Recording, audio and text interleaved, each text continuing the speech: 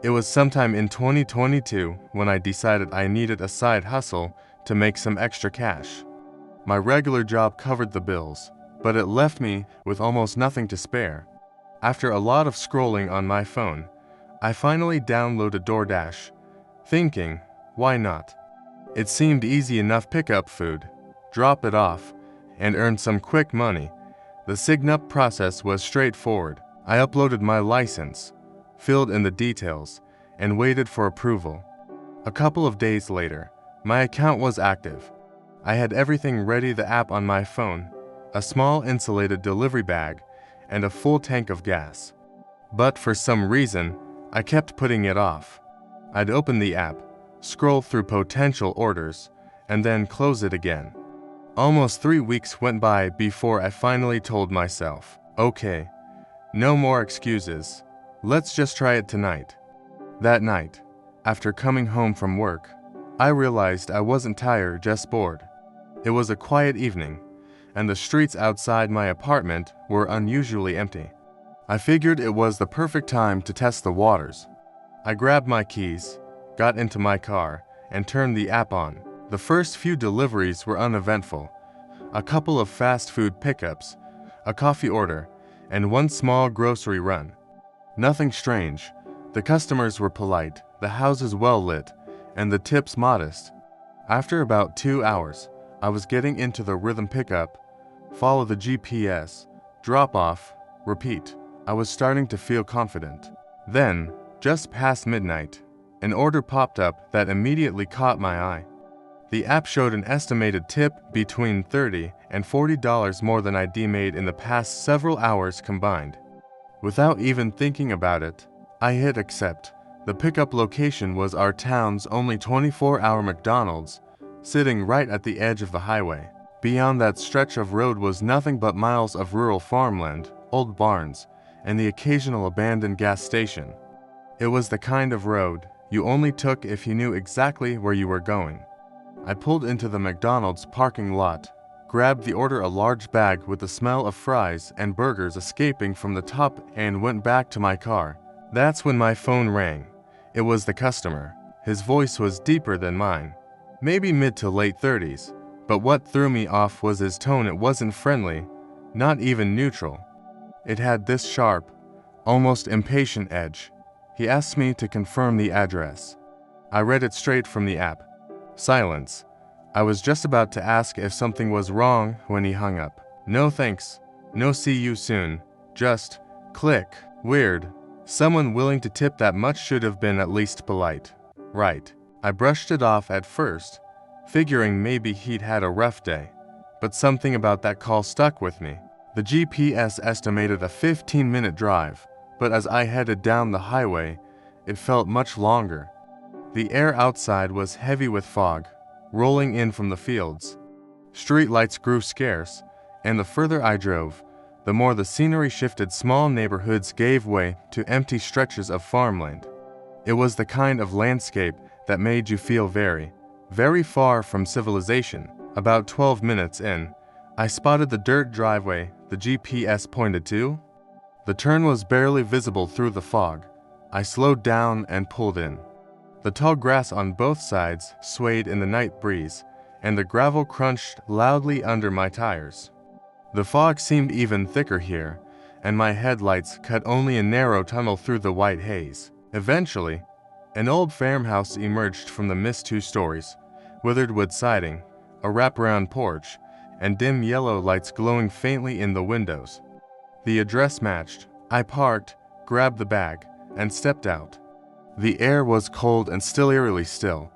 No crickets, no rustle of animals in the grass.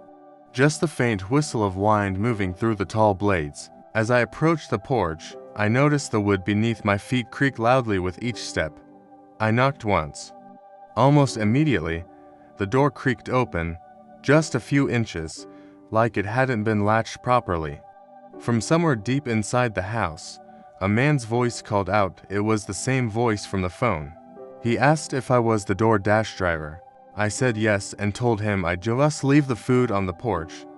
But almost instantly, he cut me off, saying, No, bring it inside. Just put it on the kitchen counter. His tone wasn't just impatient, it was almost commanding, like it wasn't a request. Against my better judgment, I stepped inside. The smell hit me first: old wood, dust, and something else. Something damp and musty, like a basement that had been closed up for years. I was about to ask where the kitchen was when suddenly, loud piano music started playing from somewhere deeper in the house. It came from the same direction his voice had been a moment ago. The song was old-fashioned, the kind you'd expect to hear in an abandoned ballroom, slow, deliberate notes echoing through the dark. "Sir," I called out. No answer. The whole way to the kitchen stretched in front of me.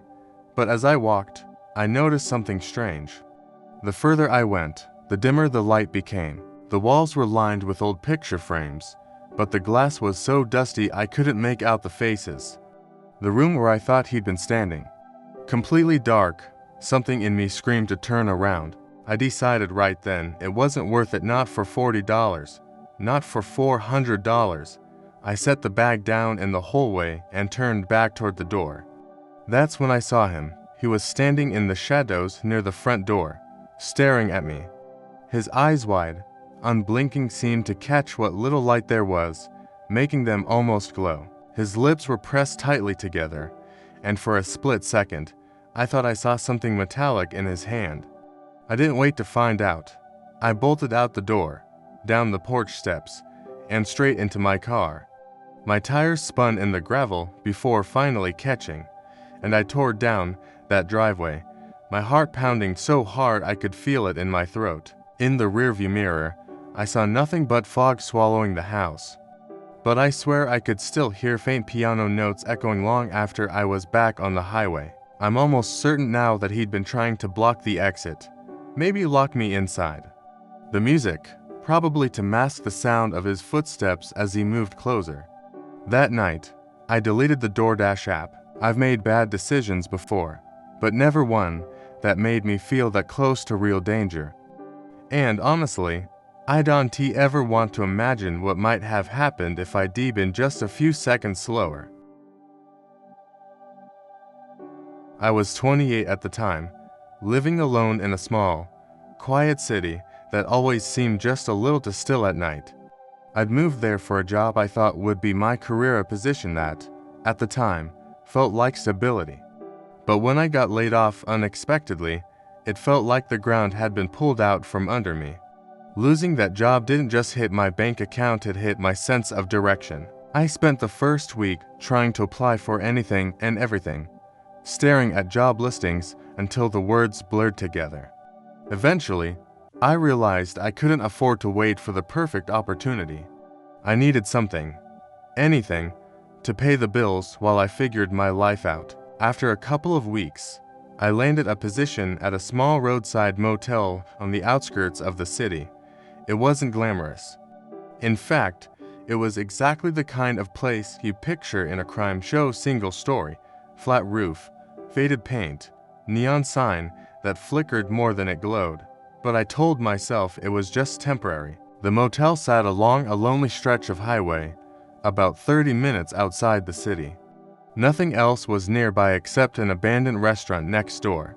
It had once been a diner, but the windows were now clouded with grime, the open sign still hanging crooked in the window, even though it hadn't been lit in years. I went through a few days of training, learning how to check guests in, answer calls, and work the old key system.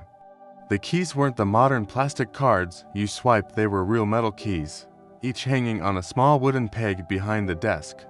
There was something unsettling about that, like the whole place hadn't been updated since the 80s. The story I am about to tell happened during my very first full night running the front desk alone. The evening started quietly enough. A few tired travelers checked in, long-haul truckers, an older couple just passing through, and one woman who immediately caught my attention. She looked like she hadn't slept in days. Her hair was messy, her eyes darting toward the door every few seconds, and she kept glancing over her shoulder as though expecting someone to walk in after her. She rushed through the check-in process so fast I barely got a word in. I remember asking if she needed help with her bags, and she shook her head before I'd even finished the sentence. A moment later, she was gone, her door clicking shut down the hall. Something about her stuck with me, but I pushed it aside. Hours passed. The glow of the neon sign outside painted the parking lot in pale red, and the occasional headlights from passing cars broke the darkness. For a while, it seemed like it was going to be an uneventful shift. Then the front door opened. A man walked in, tall, pale, maybe mid-30s. His clothes looked clean, but slightly worn, like he'd been on the road a while. What bothered me wasn't his appearance, though it was the fact that I never heard or saw a car pull in. He walked up to the desk and asked how much a room would cost, and if there were any available. Plenty, I told him. Want me to get you set up for tonight? He hesitated. His eyes flicked over my shoulder, toward the wall of keys. I thought maybe he was just checking to see how full we were, but there was something lingering in his gaze, like he was memorizing their positions. After a pause, he said, "No thanks," and turned to leave. I expected to hear a car door slam or see headlights in the lot, but nothing happened. I stepped outside and looked around. The lot was empty, the highway was quiet, and that unsettled me more than I wanted to admit. About 30 minutes later, the desk phone rang. The old landline had this shrill ring that made my heart jump every time. I glanced at the caller ID. It was coming from one of the guest rooms. When I answered, a woman's voice came through, tight with fear. She told me someone was standing outside her door and wouldn't leave. I grabbed my flashlight and hurried down the hall. The carpet muffled my footsteps, and every door I passed seemed to make the hallway feel longer and narrower. By the time I reached her room, the hallway was empty. She opened the door cautiously, peeking out before letting me in. Her hands were trembling as she explained that she'd seen a man outside her window earlier. When she told him to go away, he just stood there, silent, watching her. The description she gave was immediate and specific: tall, pale, and with eyes that looked dead. The same man from earlier. I asked if she wanted me to call the police. She shook her head quickly, saying she didn't want the hassle. "I'm leaving in the morning anyway," she said. She just wanted me to keep an eye out and send him away if I saw him again. 2 hours later, just after 3 a.m., the quiet shattered. I heard a loud thud from the far end of the building, followed by what sounded like furniture scraping hard against the floor. My chest tightened instantly. I grabbed the flashlight and ran. Her door was wide open. Inside, the man had her cornered, his body angled toward her like he was ready to strike. She was pressed back against the wall, her eyes wide with terror. I don't remember what I yelled, just that the sound of my voice made him turn. His eyes were bloodshot, his jaw tight, his expression pure rage. Instead of coming at me, he bolted racing past me, down the hall, through the front door, and straight across the highway. He disappeared into the dark tree line beyond, swallowed up by the woods. I stayed with her until she stopped shaking. She wasn't hurt, but she was terrified. When I called the police, I learned the truth. She knew him. He was her ex-husband. She'd been trying to get away from him, and that explained her anxious check-in earlier. Turns out, after his first visit, he'd come back and waited for his chance. When I stepped outside earlier that night, he must have slipped behind the desk and taken her spare room key from the wall. I still think about how close I came to being too late. I stayed at that job for a few more months, but after that night, the stillness of the highway stopped feeling peaceful. Every time I heard footsteps in the lot or saw a shadow outside, my stomach knotted. Eventually, I quit and moved back into the city. Some nights, I still picture that man disappearing into the trees, and I wonder if he ever found her again. Back in my early 20s, I was working at a small, family-owned grocery store in my hometown. It wasn't the kind of place that saw a rush of customers or long lines at the checkout. Most of the people who came in were regular neighbors who'd stop to chat for a minute, older folks buying the same things every week, and the occasional late-night wanderer looking for snacks. The store itself was old, not falling apart, but it had that worn, lived-in feeling yellowed ceiling tiles, buzzing fluorescent lights, and aisles that always smelled faintly of coffee and cleaning supplies. In the back was a narrow, wooden staircase leading down to the basement, where we stored all our overstock. I'd been down there plenty of times during the day, but I never liked it.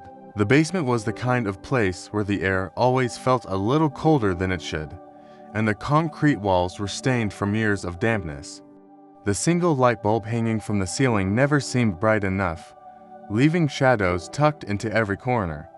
One night, my boss asked if I could stay late and cover for a co-worker who'd called in sick.